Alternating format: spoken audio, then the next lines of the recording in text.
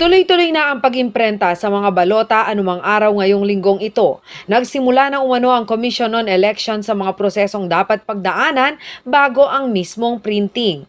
Ayon kay Atty. Elmo Duque, Assistant Regional Director ng COMELEC Central Luzon, magkakaroon ng walkthrough sa National Printing Office sa Quezon City ang mga stakeholder upang makita ang kahandaan ng komisyon sa pag-imprenta.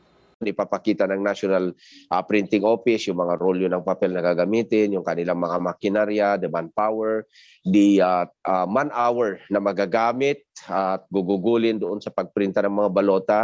So yung desired na output hanggat sa marating natin ang April 25 na kung saan yun yata yung deadline natin noong printing of ballots na. Ibinasura na rin ng COMELEC ang petisyon ng PDP laban Kusi Wing na i-postpone muna ang printing of ballots at muling buksan ang filing of Certificate of Candidacy para sa mga gusto pang magpasa ng kandidatura. Na-dismiss na rin ang apela ng Coalition for Life and Democracy na ipagpaliban muna ang eleksyon sa Mayo dahil sa panganib na dala ng COVID-19. Wala naman umanong problema kahit hindi pa nadidesisyonan ng ilang pending disqualification cases. Sa pahayag ni Atty. Duque, anuman ang resulta ng kasong ito ay hindi apektado ang mga printed ballot.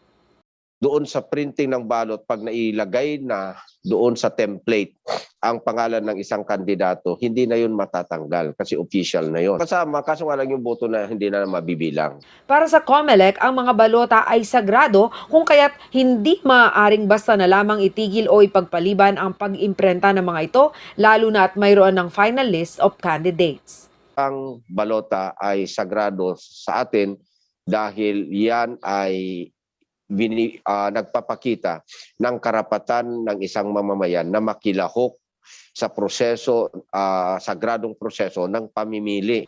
Bagamat hindi pa naipapaskil ang opisyal na listahan ng mga kandidato, mayroon umanong 10 presidential candidates, 29 na mga vice-presidente, 64 senatorial aspirants at 178 party list groups.